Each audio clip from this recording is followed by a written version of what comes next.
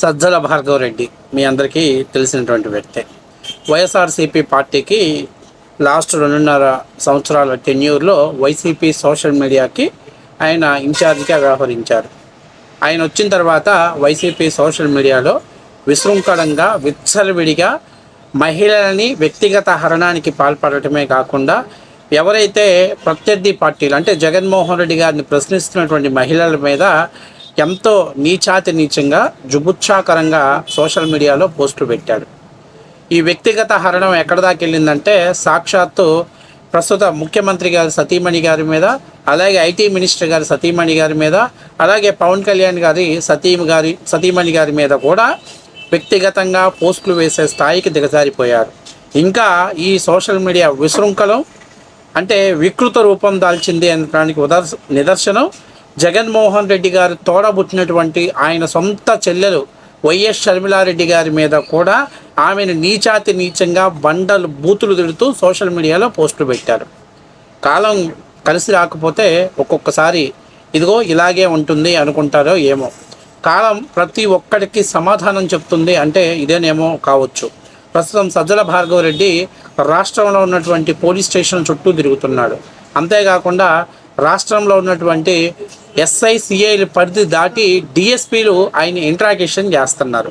గతంలో ఈయన అసలు ఇంత దారుణమైనటువంటి వరస్ట్ సిచ్యువేషన్ ఏర్పడటానికి కారణం ఏంటి అనే దాని గురించి మనం ఇప్పుడు మాట్లాడుకుందాం. ప్రస్తుతం సజ్జల భార్గవరెడ్డికి పరిస్థితి రావడానికి కారణం ఏంటి అనేటువంటిది ఈ వీడియో గురించి మనం తెలుసుకునే ముందు ఫస్ట్ టైం మీరు మన ఛానల్ చూస్తున్నట్లయితే సబ్స్క్రైబ్ చేస్తారని మనస్ఫూర్తిగా కోరుకుంటున్నా.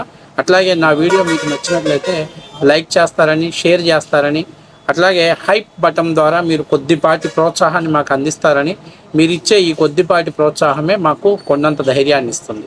ఈసారి విషయంలోకి వెళ్తే ఆ సజ్జల భార్గవరెడ్డి తన 2.5 సంవత్సరాలు సోషల్ మీడియా ఇన్ఛార్జిగా ఉన్న టైంలో ఆయన పెద్ద ఎత్తున సోషల్ మీడియాలో ఒక సైన్యాన్ని తయారు చేశారు. ఈ సైన్యం అంటే ఎవరైతే సోషల్ మీడియాలో జగన్మోహన్ రెడ్డి గారిని టార్గెట్ చేస్తూ మాట్లాడుతున్నారో అందులో ముఖ్యంగా ఆడవాళ్ళని వాళ్ళ పోస్టులు అసభ్యకరంగా చిత్రీకరిస్తూ వాళ్ళ ఫోటోల్ని సోషల్ మీడియాలో వదులుతూ వాళ్ళని వ్యక్తిగత హరణానికి పాల్పడుతూ సైకో ఆనందాన్ని పొందుతూ తద్వారా వాళ్ళు మనకెందుకు వచ్చిన వాళ్ళేరా వ్యక్తిగత హరణానికి పాల్పడుతూ సోషల్ మీడియాలో పోస్టులు పెట్టాడు. సరే, ఇది మొదటి దశ. అట్లాగే ఎవరైతే జగన్మోహన్ రెడ్డి గారిని టార్గెట్ చేస్తూ జగన్మోహన్ రెడ్డి గారిని వైసీపీ ప్రభుత్వాన్ని ప్రశ్నిస్తున్నారో వాళ్ళని పచ్చి బూతులు తిడుతూ వాళ్ళ ఇళ్ళల్లో ఆడవాళ్ళని తిడుతూ నీచంగా వాళ్ళ మీద ఒక మానసికమైనటువంటి బూతులు దాడి చేసేటువంటి ఒక సైన్యాన్ని క్రియేట్ చేశాడు. ఇట్లాగా ఈ సోషల్ మీడియా అనేది అంటే పూర్తి స్థాయిలో దారి తప్పిపోయి కేవలం వ్యక్తిగత హరణానికి పాల్పడటం, అలాగే వాళ్ళ కుటుంబ సభ్యుల్ని కించపరుస్తూ మాట్లాడటం అనేటువంటి దాన్ని ఒక పందాన్ని ఎంచుకుంది వైసీపీ సోషల్ మీడియా. ఈ క్రమంలో బోరుగడ్డ అనిల్ లాంటి వాడు, శ్రీరెడ్డి లాంటి వాళ్ళు వీళ్ళంతా కూడా విచ్చలవిడిగా విశృంఖలంగా వాళ్ళు చంద్రబాబు నాయుడు గారి సతీమణి గారిని, అట్లాగే పవన్ కళ్యాణ్ గారి సతీమణి గారిని, లోకేష్ గారి సతీమణిని, అలాగే పవన్ కళ్యాణ్ గారి తల్లి గారిని ఇట్లా అందరినీ అవమానపరుస్తూ వాళ్ళు సోషల్ మీడియాలో పోస్టులు వేస్తూ వచ్చేసారు.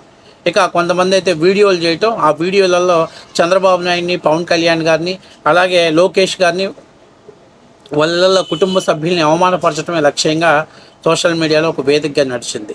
ఇందులోనే మరీ నీచమైనటువంటి విషయం, చాలా బాధాకరమైన విషయం, రాజశేఖర్ రెడ్డి గారి కుమార్తె జగన్మోహన్ రెడ్డి గారి తోడ పుట్టినటువంటి చెల్లెలు షర్మిలారెడ్డి గారిని కూడా వ్యక్తిగత హరణానికి పాల్పడుతూ సోషల్ మీడియాలో అనేకమైనటువంటి పోస్టులు భారతీరెడ్డి దగ్గర పనిచేస్తున్నటువంటి పిఏ వర్రా రవీంద్రారెడ్డి పెట్టడం జరిగింది. అయితే 2024లో కూటమి ప్రభుత్వం అధికారంలో రాగానే ఈ పోస్టులన్నింటి మీద విచారణ చేస్తూ ప్రభుత్వం దీన్ని ఒక సుమోటోగా స్వీకరించి ఎవడైతే దీంట్లో అత్యధికంగా జుగుప్సాకరమైనటువంటి సోషల్ మీడియా పోస్టులు పెట్టాడో వర్రా రవీంద్రారెడ్డిని అరెస్ట్ చేసి పోలీసులు ఇంట్రాగేషన్ చేస్తే ఈ ఇంట్రాగేషన్లో తేలింది ఏందయ్యానంటే వైసీపీలో ఒక ఫ్యాక్టరీ ఉంటుందంట. ఆ ఫ్యాక్టరీ నుంచి ఫోటోలు, వీడియోలు, కామెంట్లు ఎలా పెట్టాలి ఏంటివి మొత్తం డేటా అంతా వాళ్ళే రిలీజ్ చేస్తారంట. ఆ డేటాను బేస్ చేసుకొని వీళ్ళు సోషల్ మీడియాలో పోస్టులు పెడుతున్నారని వర్రా రవీంద్రారెడ్డి తన స్టేట్మెంట్లో పొందపరుస్తూ అప్పటి సజ్జల భార్గవరెడ్డి దీనికి కీలక సూత్రధారి అని చెప్పేసి పొందపరిచారు. So Varra Ravindra Reddy statement pass చేసిన తర్వాత సజ్జల భార్గవరెడ్డి పైన ఏదైతే ఆయన పాస్పోర్టుని ఇవ్వకూడదని చెప్పేసి ఆయనకి లూకౌట్ నోటీసులు జారీ చేశారు. అయితే దీని మీద హైకోర్టులో విచారణ చేశారు. అయితే ఏదైతే హైకోర్టు విచారణలో భాగంగా ఏదైతే ఈ సజ్జల భార్గవరెడ్డి నడిపించినటువంటి ఈ బూతు దందాన్ని మొత్తం హైకోర్టు ముందుకు పెడితే హైకోర్టు చాలా తీవ్రమైనటువంటి వ్యాఖ్యలు చేసింది. ఇటువంటి వ్యక్తులు అసలు సమాజంలో బతకడానికి కూడా అర్హులు కాదు వీళ్ళు. కాబట్టి ఇతని మీద ఏదైతే ఎన్ఓసి ఇచ్చారో ఆ ఎన్ఓసిని ఎవ్వరు కూడా విత్డ్రా చేయడానికి అవసరం లేదు అని, అంతేకాకుండా దీని మీద పూర్తి స్థాయిలో త్వరితగతిగా విచారణ సాగించాలని విచారణలో హైకోర్టు జోక్యం చేసుకోదంటూ పొందపరిచింది. ఎప్పుడైతే ఈ యొక్క రాయచోటి ఎస్పీ ఇచ్చినటువంటి ఎన్ఓసికి హైకోర్టు క్లియరెన్స్ ఇచ్చేసిందో ఇక మనోడిని పులివెందుల పోలీస్ స్టేషన్లో పులివెందుల డిఎస్పీ గారు నిన్న ఇంటరాగేట్ చేశారు. దాదాపుగా 2 గంటల సుదీర్ఘ విచారణ చేసిన తర్వాత మళ్ళీ ఈరోజు చిత్తూరు డిఎస్పీ గారు ఈరోజు ఈయన సజ్జల భార్గవరెడ్డిని పూర్తి స్థాయిలో మళ్ళీ 2 గంటల పైనే విచారణ చేశాడు. అయితే ఈ సజ్జల భార్గవరెడ్డి ఏం చెప్తున్నాడంటే విచారణలో వర్రా రవీంద్రారెడ్డి అనేటువంటి వ్యక్తి ఎవరో నాకు తెలియదని, ఆయనతో నాకు పెద్దగా సంబంధాలు లేవని, నేను ఎటువంటి పోస్టులను పెట్టమని కానీ ఎవరిని బలవంతం చేయలేదని చెప్తున్నాడు.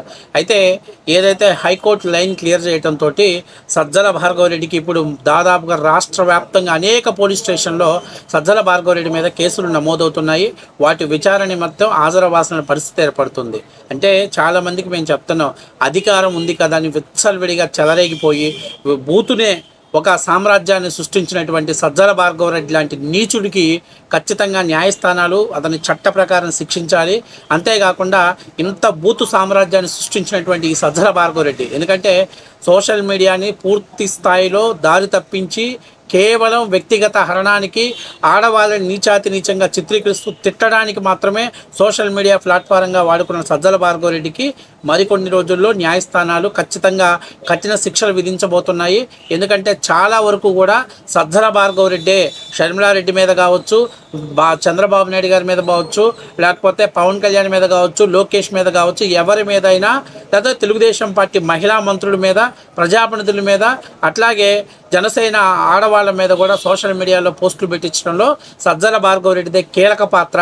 సజ్జల భార్గవరెడ్డి డైరెక్షన్లో ఇదంతా నడుస్తుంది అని హైకోర్టు నమ్మింది కాబట్టి అతన్ని పూర్తి స్థాయిలో విచారణ చేసేటువంటి అధికారాల్ని పోలీసులకు ఇవ్వటం జరిగింది. సో ఫలితంగా ఆయన నిన్న పులివెందుల డిఎస్పీ గారి దగ్గర, ఈరోజు చిత్తూరు డిఎస్పీ దగ్గర, మళ్ళీ రేపు లేదు ఎల్లుండు మరొక పోలీస్ స్టేషన్లో ఆయన విచారణకు ఎదుర్కోవాల్సిన పరిస్థితి ఏర్పడింది.